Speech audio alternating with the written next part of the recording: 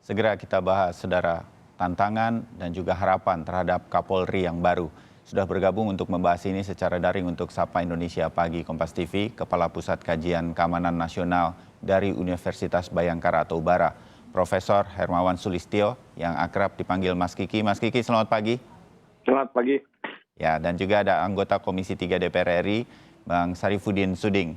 Pak Suding, selamat pagi. Selamat pagi, Mas Bayu. Ya, kita ngobrol santai saja untuk terus menambah wawasan masyarakat. Kalau Mas Kiki menilai halaman Kompas hari ini membahas juga mengenai pelantikan Kapolri kemarin.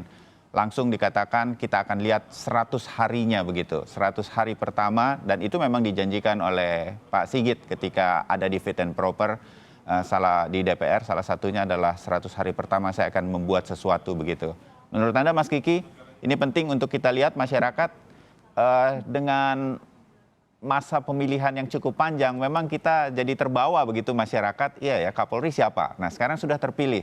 Harapannya jadi terus bergulung sih menurut saya. Menurut Anda?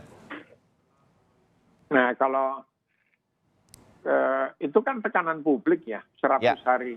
Kenapa nggak 99 hari? Kenapa nggak 101 hari? Jadi, kalau monitoring, kalau bahasa lebih keras, pengawasan lah terhadap kinerja polisi, ya mulai hari ini. Kenapa? De jure kan Kapolrinya sudah baru. Ya, sudah harus mulai hari ini, bukan nunggu 100 hari. Dan bukan berhenti pada hari ke-101 gitu. Jadi ini harus terus berlangsung. Karena proses itu hanya bisa dilihat kalau ada sebab akibat, ada kronologi sampai selesai akhir masa jabatannya nanti gitu. Itu yang pertama. Nah, substansinya, lalu apa yang harus dilihat? Ya, disesuaikan aja dengan janji Kapolri dan program-program yang direncanakan dalam rangka yang disingkat presisi itu gitu. Itu saja kalau menurut saya. Ya, bagi masyarakat seperti kita, saya begitu, apa yang bisa segera terasa ketika awal Kapolri sudah ada di sini dan memberikan janji-janji. Menurut Mas Kiki, apa yang kemudian kalau Mas Kiki jadi Kapolri gitu, apa yang Mas Kiki akan lakukan sehingga masyarakat langsung tahu, wah ini Kapolri baru, ada sebuah gebrakan begitu? Begini, Kapolri yang sekarang itu mantan Kadifropam. Jadi dia tahu persis perilaku anggotanya. Yang kedua, itu sudah menjadi janji politiknya akan mengubah kultur polisi gitu. Jadi mulai start pertama harus memberikan pesan ancaman kepada para anggota yang nakal gitu. Jadi dan harus ditindaklanjuti. Kenapa? Banyak polisi nakal di Indonesia ini, sehingga polisi yang baik, yang berkelakuan baik, yang membantu masyarakat, yang betul-betul profesional, menjadi ditutupi oleh polisi nakal-nakal ini. Jadi sebagai mantan Kadifropam, beliau sudah tahu A sampai Z-nya kok. Jadi Listio Sigit ini udah ibaratnya nook and crannies-nya polisi, kan dia tahu yang nakal-nakal itu. Berikan ancaman lisan dulu, lalu berikan sanksi tindakan. Baru masyarakat akan lihat, oh iya benar memang ada gebrakannya. Walaupun yang nakal seniornya, nggak jadi soal itu ya Mas Kiki? Oh iya, nggak ada masalah. Polisi kan tidak diatur oleh senioritas umur dan angkatan. Polisi diatur oleh senioritas jabatan. Ya, mudah-mudahan begitu. Pak Suding, kalau Komisi 3 akan melihat skema-skema untuk kemudian melihat, mengawal Kapolri yang baru ini seperti apa? Ini penting juga karena Pak Listio ini akan mengawal situasi penting negara kita 2024 karena beliau akan menjabat sampai di sana. Situasi sebelum 2024 pun itu sudah bisa memecah belah bangsa. Begitu dugaan orang berkaca pada pilpres yang lalu, pilkada dan lain-lain.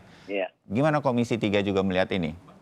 Iya, pertama saya setuju dengan Mas Kiki tadi ya, bahwa memang perlu ada suatu reformasi kultural di institusi kepolisian yang selama ini masyarakat melihat bahwa kepolisian ini masih identik dengan kekerasan, katakanlah seperti itu. Begitu pula dalam konteks pelayanan, ya, dalam satu penanganan kasus, ya. pedang keadilan itu masih tumpul ke atas, tajam ke bawah. Nah, saya kira ini penting ya, ada suatu perubahan ya, seperti yang disampaikan oleh Mas Sigit kemarin pada saat fit and proper, bahwa dia akan melakukan transformasi ya dalam konteks pelayanan publik, transformasi di bidang pengawasan, transformasi di bidang organisasi, dan transformasi di bidang operasional. Ya. Nah, tentunya dengan beberapa program-program dari perubahan-perubahan di 4 bidang itu. Nah, dalam konteks kekinian memang kita sangat berharap bahwa polisi ini sebagai pengayom ya, pelindung dan pelayan ya, dia betul-betul berada di semua elemen anak bangsa ya, tanpa ada suatu perbedaan diskriminatif ya terhadap yang lain. Jadi semua harus betul-betul dalam konteks dalam pola penanganan yang sangat profesional ya, dan terukur. Sehingga kehadiran kepolisian itu betul-betul dirasakan ya. Bahwa kepolisian mampu memberikan satu layanan yang baik dan satu sebagai pengayom dan pelindung. Salah satu yang kemudian langsung saya sebutnya menjadi yang digarisbawahi Mas Kiki dan Bang Suding ketika fit and proper test, Pak Sigit mengatakan nanti Polantas tidak lagi akan melakukan pungli begitu kan. Wah, ini langsung direspon masyarakat karena saya yakin masyarakat memang masih merasakan hal tersebut begitu. Betul. Berkaca pada Kapolri terdahulu ketika Pak Tito dengan promoternya yang berprestasi diberikan reward. Kami media juga diundang untuk mengangkat kalau polisi berprestasi di reward, tapi kalau salah jangan coba-coba. Pak Tito, apalagi Pak Idam Aziz, kasus-kasus yang melibatkan jenderal apa segala macam di kepolisian langsung ada tindakan-tindakan. Nah, hal semacam ini terasa sih di tengah masyarakat. Tapi hal-hal kecil seperti tilang di jalanan, penanganan di Polres ketika kita melapor sesuatu, hal kecil seperti itu, tampaknya nggak semudah membalik telapak tangan ini, membangun ini, Bang Suding. Iya, saya kira itu yang di awal saya katakan bahwa memang ini ada suatu revolusi. Kalau saya katakan ketika saya membaca dan mendengarkan paparan yang disampaikan oleh Mas Sigit kemarin, ini akan terjadi suatu revolusi di institusi kepolisian, ya. Revolusi dalam bidang kultural, ya, baik ya, dan juga di bidang organisasi seperti katakanlah tadi sudah disampaikan bahwa Polsek nantinya hanya sebatas dalam menjaga Harkantipmas, ya, memberikan layanan, tapi dalam tingkat penyidikan itu ditarik ke Polres dan sebagainya. Jadi banyak perubahan yang bukan oleh Pak Sigit ini ketika betul-betul apa yang disampaikan dalam fit and proper itu dapat diimplementasikan karena semua berbasis pada IT, katakanlah seperti itu. Jadi memang wajar ketika misalnya polisi lalu lintas di lapangan tidak lagi dibenarkan melakukan penilangan, tapi itu sudah lewat elektronik kan begitu, sehingga tidak ada lagi transaksi apa segala macam yang terjadi, dan ini kan juga terjadi bentuk penyelewengan terhadap jadi kultur-kultur seperti inilah yang harus dibenahi, karena ini apa yang selalu dialami ya, selalu dirasakan masyarakat setiap hari terkadang kan begitu. Ya, tidak ada lagi pungutan-pungutan liar dan transaksi yang terjadi. Saya kira ini suatu langkah yang bagus ya, suatu langkah maju yang dilakukan dan bisa dirasakan manfaatnya oleh masyarakat ketika ini dapat terimplementasi. Ya, Mas Kiki, hampir semua Kapolri ketika dalam fit and proper test selalu menjanjikan sebuah perubahan kultural Polri yang lebih baik begitu. Tapi walaupun kita melihatnya pelan tapi pasti begitu, apa yang kemudian menjadi sulit bagi seorang Kapolri menjangkau ke seluruh Indonesia, ke jajaran Polri begitu, yang kemudian membuat tantangan-tantangan untuk mengubah kultur ini menjadi sulit, sehingga hal-hal kecil tapi mengganggu itu masih terus terjadi begitu, Mas Kiki? Di mana susahnya itu? Ada dua hal ya. Yang pertama, lingkungan strategis. Polisi itu bukan bagian yang terpisahkan dari masyarakat. Jadi kalau ada tema kerjasama Polri dan masyarakat itu salah. Yang benar adalah polisi bagian dari masyarakat. Jadi kalau masyarakatnya masih suka menyuap, jangan mimpi polisinya nggak bisa disuap.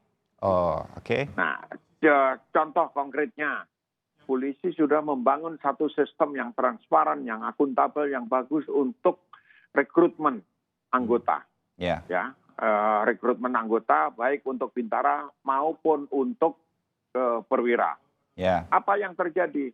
Masyarakatnya masih nitip anaknya, nitip saudaranya, nitip temannya, kadang-kadang nitip dengan uang. Ya. Dan itu bukan hanya dilakukan oleh masyarakat di bawah, oleh anggota DPR juga begitu. Itu Pak Suding dan teman-temannya tuh, mohon maaf saya, itu paling banyak ngasih nota itu supaya sekolah diterima, supaya temannya bisa sekolah, segala Ya. macam gitu. Nah ini contoh satu. Ya, tidak semua anggota DPR ya, Pak Ya. Suding ya, saya bantu tuh. Iya. Enggak. Yang kedua, kualitas anggota. Hmm. Kualitas anggota. Sekarang itu yang di ujung tombak kepolisian adalah bintara-bintara. Ya. Seperti yang dikeluarkan tadi di Polsek, segala macam. Bintara ini lulusan SMA Ya. dengan pendidikan singkat hanya 7 bulan. Apa yang bisa diharapkan untuk dari kualitas yang seperti itu tidak cukup gitu. Nah, ketika mereka dilantik jadi polisi hanya periodenya 7 bulan pendidikan, Ya. yang mereka lakukan adalah reproduksi kekerasan dari senior-seniornya, reproduksi perilaku koruptif dari senior-seniornya. Ya. Nah, saya berharap ini positif yang sekarang ini. Kenapa? Orang-orang di sekeliling Kapolri itu saya lihat, saya baca 70% doktor. Dokternya bukan beli, Ya. itu ada dokter dari UI, dokter dari PT IKA, bahkan ada yang alumni luar negeri. Nah, Jadi ini semacam ada harapan, ada jaminan apa yang diharapkan bisa bergerak sebagai sebuah bergerak ke arah yang sama di dalam internal kepolisian, begitu Mas Kiki ya? oh iya, sangat, sangat. Nah, saya berharap karena tingginya kualitas pendidikan seseorang itu berkolerasi dengan sikapnya terhadap hal yang koruptif tadi gitu. Ya. Nah, Oke.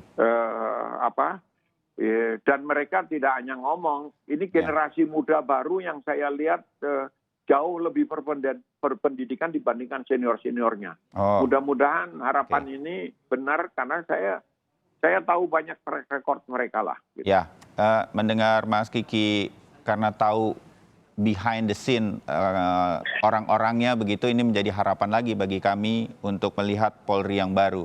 Pak Suding, sedikit dong sebelum kita jeda bagian pertama ini. Waktu fit and proper test, apa yang membuat Pak Suding dan teman-teman di Komisi 3 cukup yakin bahwa apa yang akan dilakukan Pak Sigit di internal kepolisian ini untuk mengubah image atau wajah Polri itu, ini tampaknya akan berhasil? Atau Pak Suding dan kawan-kawan melihat ini sama aja dengan Kapolri yang lain dan kemudian belum terjadi sesuatu. Tapi atau sesuatu kali ini ada di tangan Pak Sigit ini kayaknya ini akan ada perubahan. Boleh nggak kami tahu kebatinan itu waktu kemarin mendengarkan paparan Pak Sigit, Pak Suding? Iya, Mas. Dari sisi rekam jejak beliau ya, setelah kita amati ya, sudah pernah jadi Kapolda Banten yang awalnya ditolak lalu kemudian dicintai oleh masyarakat Banten ya. Lalu kemudian juga pada saat dia jadi Kadif Propam ya, Kabareskrim dan sebagai yang terakhir Kabareskrim, berapa banyak kasus yang diungkap dan itu kasus-kasus besar Mas ya. Dan juga berapa banyak penindakan yang dilakukan pada saat dia Kadif Propam dan sebagainya, sehingga kami sangat yakin bahwa beliau ini mampu betul-betul melaksanakan tugasnya dengan transformasi menuju Polri yang presisi ya. Katakanlah polisi yang mampu memprediksi setiap kejadian satu tindak pidana ya, di mana, kapan dan siapa pelakunya, korbannya dan sebagainya dengan berbasis data yang ada. Saya kira itu pasti mampu dia lakukan. Lalu kemudian polisi yang humanis, responsibilitas dalam hal memberikan pelayanan publik, polisi yang transparansi, berkeadilan dalam hal penegakan hukum dan sebagainya. Karena beliau selama ini kita berinteraksi yang betul-betul dari sisi baik dari sisi integritas, sisi kemampuan, kapabilitas dan juga yang lain, kami melihat bahwa ini membawa angin segar di institusi pada ketika beliau memimpin institusi ini. Oke, baik. Nanti kita sambung Bang Suding dan juga Mas Kiki. Banyak pertanyaan di tengah masyarakat. Polri belakangan ini, Mas Kiki juga pasti mendengar, Pak Suding juga, banyak dianggap sebagai perpanjangan tangan kekuasaan.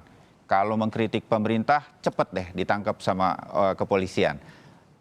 Pak Sigit, mantan ajudannya Pak Jokowi sebagai presiden. Apakah ini kemudian nanti akan seperti itu juga? Usai jeda, saya ingin mendengar